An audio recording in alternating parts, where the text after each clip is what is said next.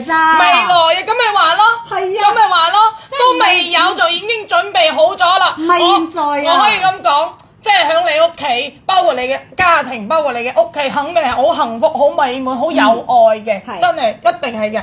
嗱，再俾你睇啲嘢啊，呢個係福瓜葫蘆滿綠嘅羅冰滿綠嘅葫蘆75000。嗱，我再俾你睇，保利拍賣會一樣會有嗰啲幾十萬，亦都有大幾萬，亦都有幾百萬嘅嚟啦喎。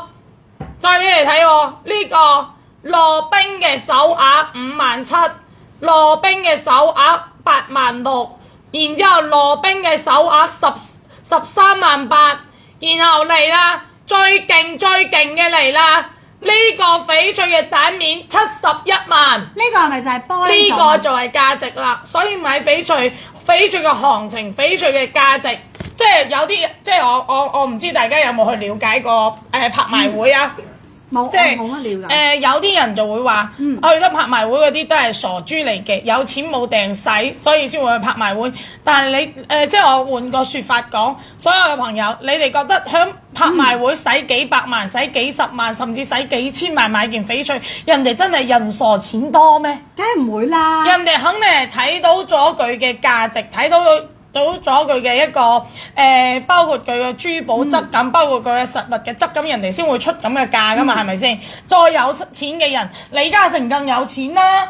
個邊個更有錢啦？馬雲冇錢咩？個個都好有錢啦！你就好似馬斯克最有錢啦，唔使講，富可敵國啦！人哋冇錢咩？人哋都唔係人傻錢多，買珠寶嘅人你好似范冰冰，你又好似珠寶展珠寶展買嘅，人哋有錢，點解人哋會使幾百萬去買一件翡翠？人哋雖然話好有錢，但係人哋肯定有睇到佢嘅未來嘅價值、未來嘅空間，人哋先會去買。首先第一肯定係好睇，即係第一肯定係價值，第二咁當然亦都要好睇，啱唔啱先？如果你有價值，你冇唔好睇，你又帶唔到，咁你放屋企就係擺就係真係投資嘅喎。但係翡翠佢唔單止可以投資，佢一樣可以令到你戴上身嘅時候，人哋睇到你自己嘅品味，包括睇到你自己嘅高貴，包括睇到你嘅唔同㗎一個即係可以咁講係貴係嗱，再俾你睇啲貴嘅，啱啱係睇咗啲平㗎係嘛？啱啱嗰啲幾十萬幾萬嘅係平㗎，嚟啊！睇啲貴嘅喎，哇782萬嘅福瓜，佢點解咁貴啊？呢個700幾萬。因為呢個係玻璃熒光綠，玻璃芙蓉熒光綠，782萬嘅福瓜，見唔見到？所以翡翠佢只要有品質，佢嘅價值包括佢嘅市場係非常之高㗎。只係你老公識到你前世，哎呀唔可以咁講嘅，佢都我都執到嘅，起碼執到一個可以日日可以俾我鬧，然之後仲要可以同我駁下嘴，然之後咧駁完嘴之後又當冇事發生過嘅一個。哇！你睇呢個，再睇下呢個805萬，我同你講呢兩件反而冇咁貴。呢兩件反而冇咁貴，最貴係呢件。你睇佢嘅實物，哇！幾乎接近實物呢個圖片。呢兩個係反而最平，805萬3件套，呢件係最貴。呢件佢自己都已經值咗750萬啦。佢805萬呢齋一件啊，都已經係750萬啦。嗱，再俾大家睇下啲勁嘅嚟，呢套勁啊，呢個。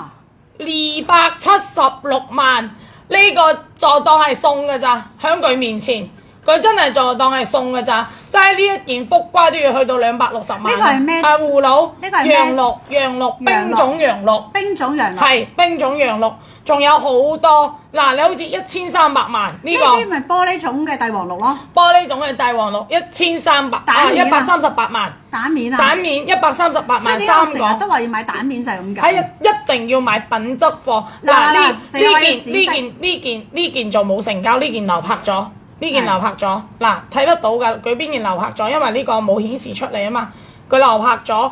呢啲下面呢啲全部都係有成交嘅，哇！嗱，你哋自己睇啦。蛋面啊！281萬。呢套281萬保利拍賣會，仲未鑲啊？未鑲啊！真係攞石㗎咋，真係攞石281萬。哇！呢隻鴨咩事啊？呢隻鴨呢個係14萬，最貴係呢一條，即係呢條。係最貴係呢條，但係一般拍賣會嘅圖片呢，佢都有美化嘅，你要去現場睇實物。喺拍賣會開拍之前呢，佢會俾3日時間你去現場去睇佢嘅實物嘅，睇完先再拍賣。所以你問紫棋翡翠而家咩行情，我只可以咁講。如果你想投資嘅，盡量就買貴嘅；如果你話你想買住帶買住玩嘅，咁你又買好睇嘅。如果你話我都唔知買佢攞嚟做乜嘢，咁就唔好買啦，跟優車買啦，咁就唔好買啦。